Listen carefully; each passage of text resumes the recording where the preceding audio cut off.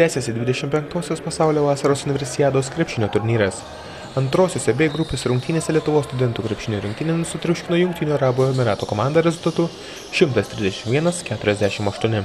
Nuo pat rungtynių pradžios iniciatyva aikštelėje priklausė Lietuvos krepšininkams, kurie pamažu didino savo persvarą. Sužaidus 5 minutes pirmajame kėlinyje lietuviai pirmavo 15–6 ir toliau ramiai rungtyniaudami po pirmojo kėlinio jau turėjo 17 taškų pranašumą – 13–30. Antrajame kėlinyje ir toliau dominavo Lietuvos rinktinės krepšininkai. Bandydami žaisti gražiai ir efektingai, studentai vis didino savo pranašumą, kuris niekam nekėlė abejonių. Varžovai tik baudų metimais ir pavieniais veiksmais bandė veikti lietuvių gynybą.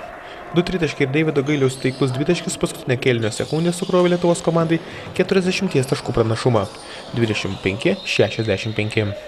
Po 2 kėlinių rezultatyviausiai Lietuvos studentų rinktinės gretose rungtyniavo Martynas Mažeika pelnęs 12 taškų. Po 11 įmetė Arnas Labuckas ir Deividas Gailius. Trečiasis kėlinys buvo identiškas antrajam. Lietuviai toliau rinko taškus, to neleisdami daryti varžovams. Jie pirmusius taškus pelnė sužaidus daugiau nei 6 minutes. O pasibaigus trečiajam kėliniui Lietuvos komandos persvara buvo daugiau neįtikinama – 101–36. Ketvirtajame kėlinyje žaidimas visiškai nurimo ir komandos laukė rungtynių pabaigos.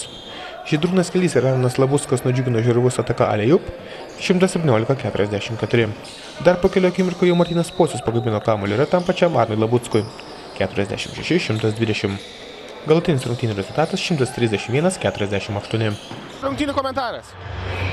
Na, iš tikrųjų šitos rungtynės ir kaip ir tikėjomės buvo lengvos, kadangi priešininkas žinojom netoks pajėgus yra. Kažkiek tai bandėme ruoštis rytojaus rungtynėms, tai tik tiek, kad smagi pergalė ir viskas. Ar dar daug ką reikia tobulinti komandos žaidime? Žinoma, šiek tiek geriau mes padarėme treniruotę ryte, jau galvodami apie rungtynę su rumūnais.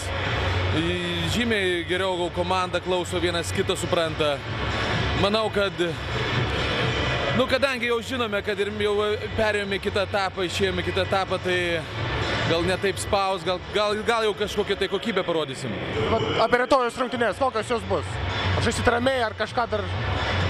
Aš manau, kad šitos grupės būtent viena iš stipriausių komandų ir yra Rumunija. Jie turi ir galingą centrą, ir šiaip visi žaidėjai žaidžia profesionalų krepšinį, todėl labai įdomu bus kovoti su jais.